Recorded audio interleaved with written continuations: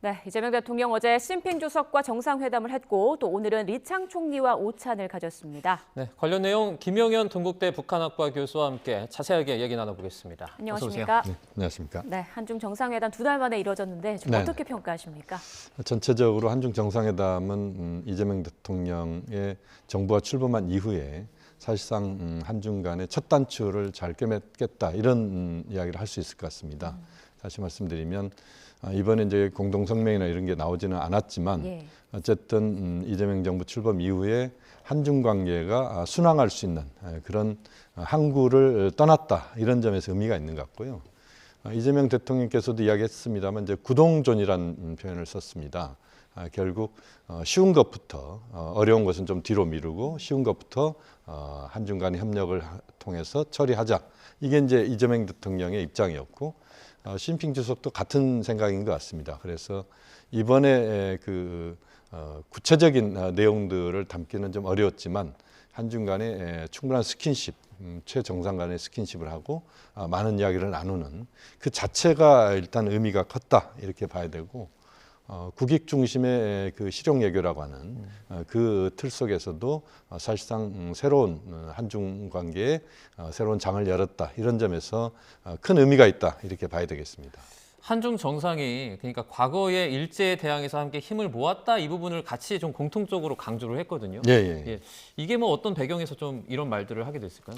역시 이제 지금 보면 중국과 일본 사이의 갈등이 굉장히 그 고조돼 있습니다. 특히 대만 문제를 그 관련돼서 일본 쪽에서 나오는 이야기들이 강경한 목소리들이 나왔고 여기에 대해서 이제 중국이 굉장히 불편한 심기를 그동안 계속 그 펼쳐왔습니다.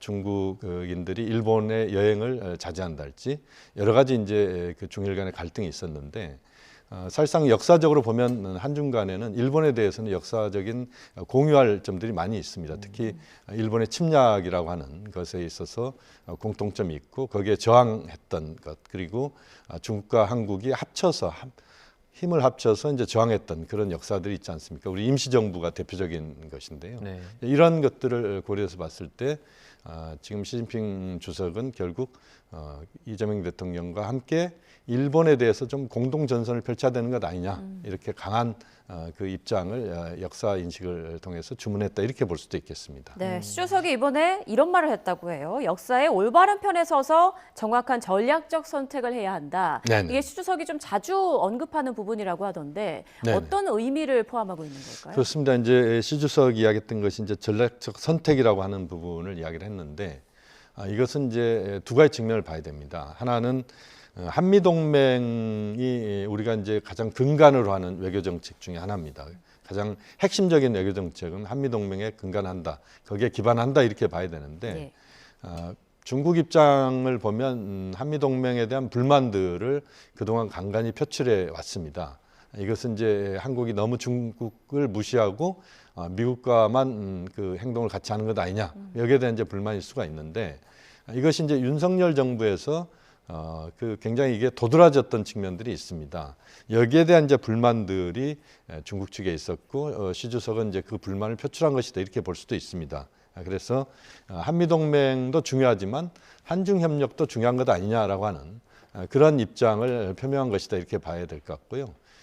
지금 이재명 정부 입장에서도 한미동맹을 근간으로 한다는 것은 분명한 그 외교적 입장이고 그러면서도 한중협력도 이제는 복원을 넘어서서 새롭게 한중협력을 해야 된다는 입장을 분명히 갖고 있기 때문에 지금 시 주석이 이야기했던 것들은 특히 이재명 대통령의 입장과 그렇게 큰 차이가 없는 이야기다 이렇게 볼 수도 있겠고 다만 이제 우리가 한미동맹이 매우 중요하게 작동할 수밖에 없는 그런 요소들에 대해서도 충분히 중국 측에 설명하는 그런 노력도 우리는 또 동시에 기울여야 된다고 봅니다. 네. 이번 그 중국 방문의 경제 사절단이죠. 그러니까 네네네. 이재용 삼성전자 회장이 그 베이징에 있는 쇼핑몰에서 발견이 됐어요. 네네. 뭐 중국과의 실질적인 어떤 경제적인 협력을 좀 기대할 수 있을까요? 역시 이제 이번에 보면 그 한중 정상회담의 중요한 또 다른 주제는 경제협력입니다. 이번에 우리 주요 경제계 인사들이 대거 지금 이제 중국에 갔지 않습니까? 네. 이것은 단순히 이재명 대통령을 수행하는 게 아니고 수행을 넘어서서 경제협력의 새로운 장을 연다 이렇게 봐야 됩니다.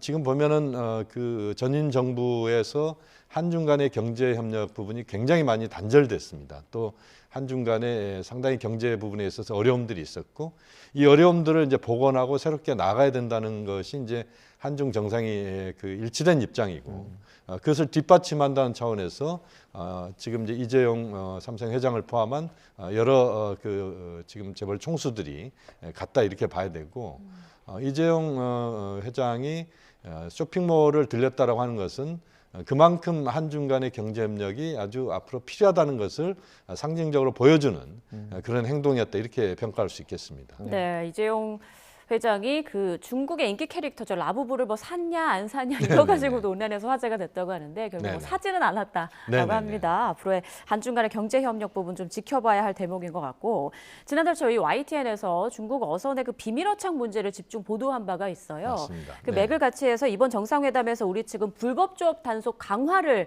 요구를 했는데 실효성이 있을까요?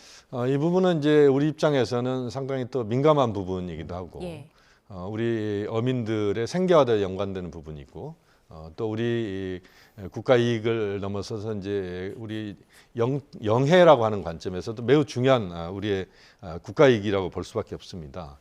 이 부분에 대해서는 이제 지속적으로 우리가 문제 제기를 해왔고 이번에도 보면 이제 어민 단속 강화를 우리가 요청을 했고 아마 중국도 이것을 아예 무시하지는 못할 거라고 봅니다. 그래서 앞으로 한중 그 당국이 이 문제에 대해서는 좀 더 적극적으로 그 서로 소통하면서 문제를 풀어가는 그런 지혜를 가져야 된다 이렇게 말씀드릴 수 있겠습니다. 네.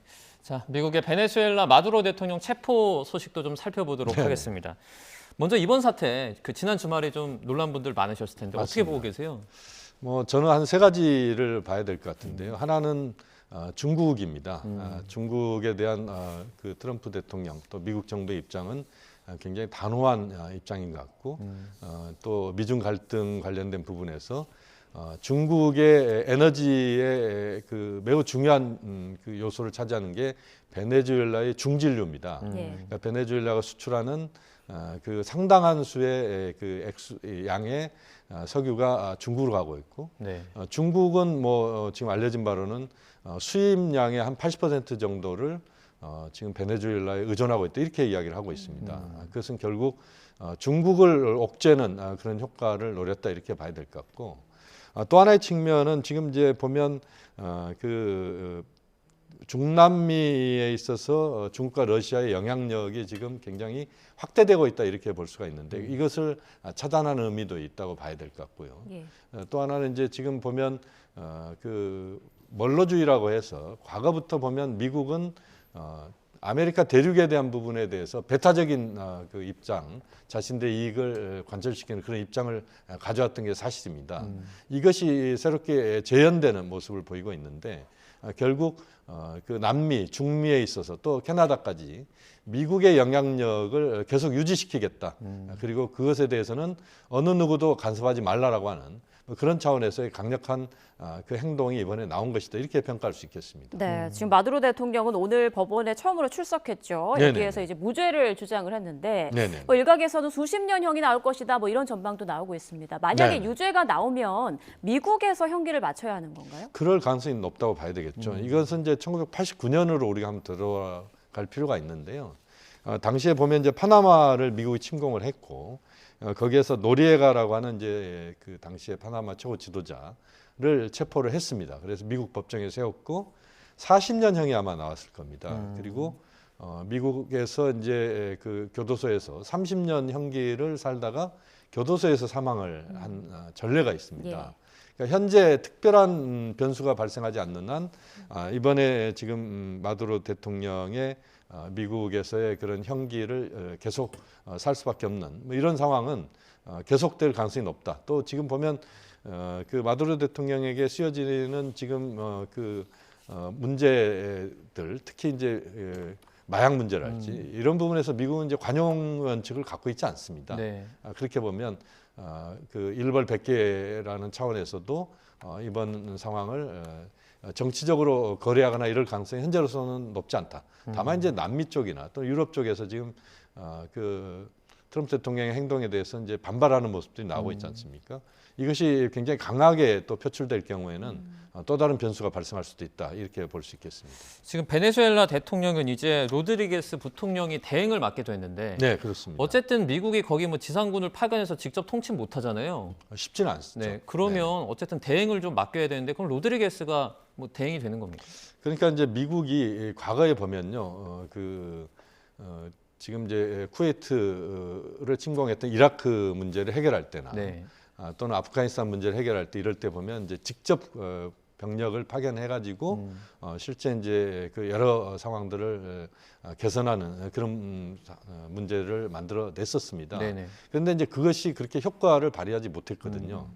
또 현재 반발도 굉장히 강했고 내전으로 이제 그것이 비화하는 상황이 발생을 했습니다. 네. 그래서 아마 지금 그 미국의 입장, 트럼프 대통령의 입장은 아마 간접 통치 같은 그런 형태를 띠는 것 같습니다. 그래서 지금 이제 로드리게스 부통령을 앞장을 세운달지 또는 특정한 인물을 앞장 세워서 그 인물이 이제 통치를 하고 미국은 경제적으로 또는 군사적으로 또는 정치적으로 간접 통치하는 그런 효과를 노릴 가능성이 현재로서는 높다. 특히 이제 지금 베네수엘라가 세계에서 석유 매장량이 1위입니다. 예.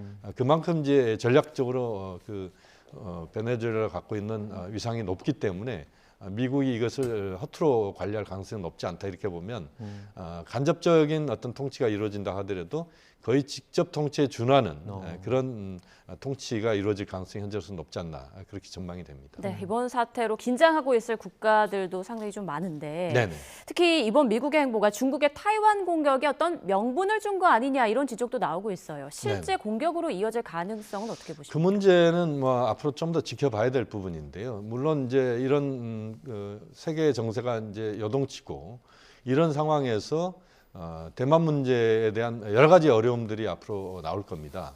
그 과정에서 이제 중국의 대만 침공에 대한 이야기가 나오고 있습니다만 현재로서는 실현될 가능성이 그렇게 높다 이렇게 보기보다는 배제할 수 없다 이런 정도로 정리할 수 있을 것 같고요.